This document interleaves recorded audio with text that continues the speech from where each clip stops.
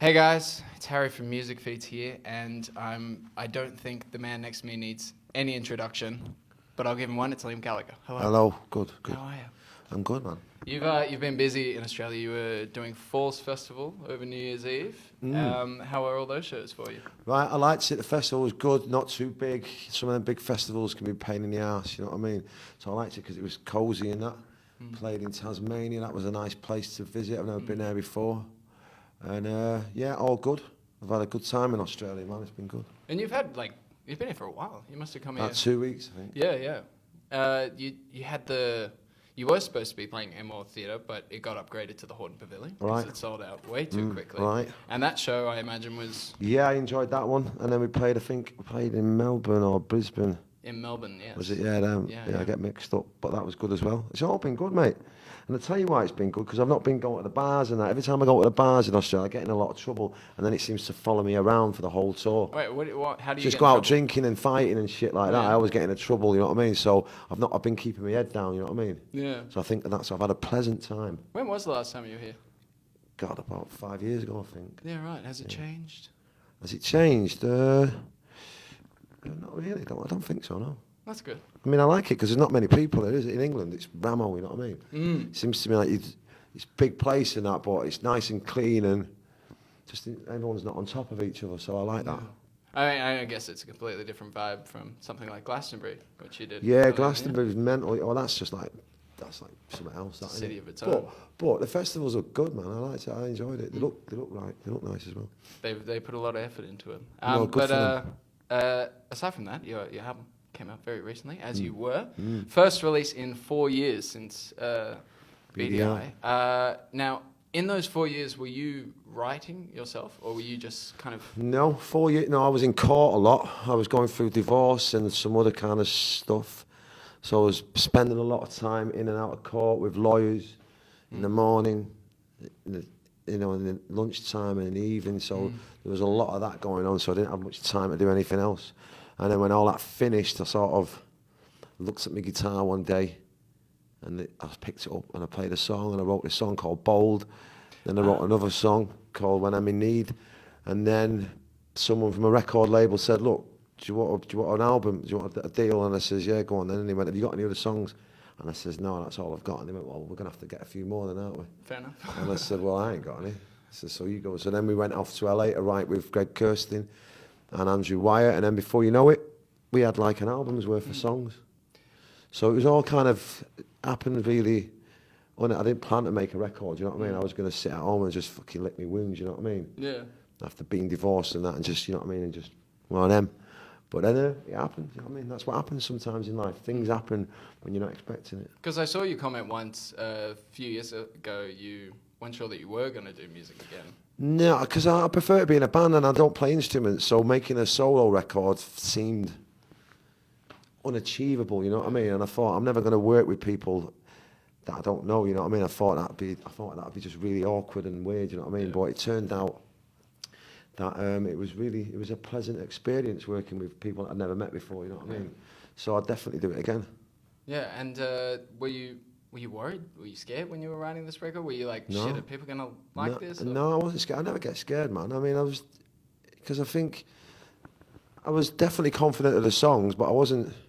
You just sort of, I mean, I'm nervous, not to the point where like, oh God, are we any? I still have confidence in me, you know what I mean? Yeah.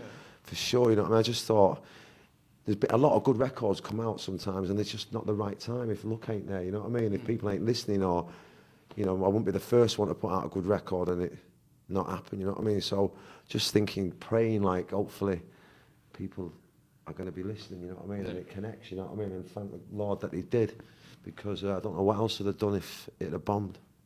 Well, to be brutally honest. What would you have done? Well, who knows? knows, man? Who knows? I mean, I'd still be sort of trying to work that out now. You know what I mean? Yeah. At my house. Sort Still of be just- on Twitter. Oh, Still be online. I'd be letting people have it. Yeah, of course. I've got an opinion. No one will ever take my opinion away. You know what I mean? Whether I'm making music or not. But yeah, I don't know what I'd done across that bridge. I guess. Yeah. Now, you were working with Andrew White, as you were saying. For people who don't know, Mike Snow. How did that come about? I don't know, because I've never heard of Mike Snow. What happened was, I think we met up with Greg Kirsten, and him and Andrew White went to school together, and they've been dying to work with each other for a long time, but they've never done it, and it just so happened they both had a bit of free time at that time, and so the three of us just went in the studio, and Wall of Glass come about, and we've written 3 songs in 3 days and recorded them, so it was very fast, you know what I mean? So we didn't have much time to go, well, what band are you in, and who are you?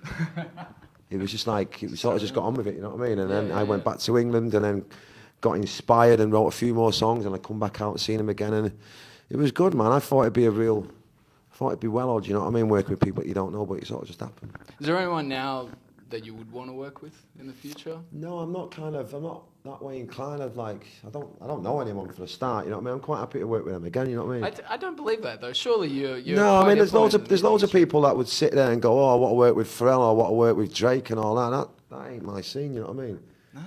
No feature on One Dance, you know? No, that ain't my scene. I mean, I'm not. I'm quite happy with just working. I mean, I ain't got a clue who I'll work with. Whoever wants to work with me, that's the question, you know what I mean? Yeah. If they come up with a good tune, then I'll rough it up a bit, you know what I mean? Have you had offers in the past that you've turned down? Not really, no. It's all brand new, all this kind of working with people. And you're liking it?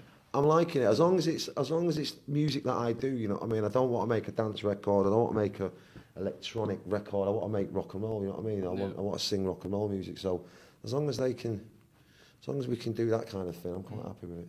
And on your UK tour as you were reunited with a Bonehead on stage. Yeah, I always speak to him. I see him all the time, Bonehead, and that. He's a good lad. And I just think, obviously, my mates and that, and when we were in Manchester, I said, look, do you want to get up and play some old tunes? And I think that's good, you know what I mean?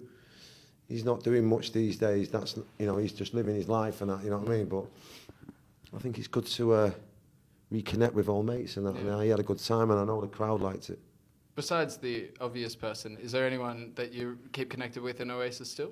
I haven't seen Guigs for ages. Guigs lives around the corner, but I never see him. I don't know what. I think he's into magic and stuff.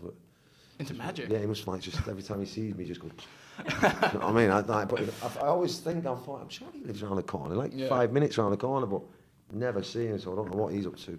The drummer, I haven't seen Whitey for ages. I haven't seen Noel since 2009. I might have seen him at a match.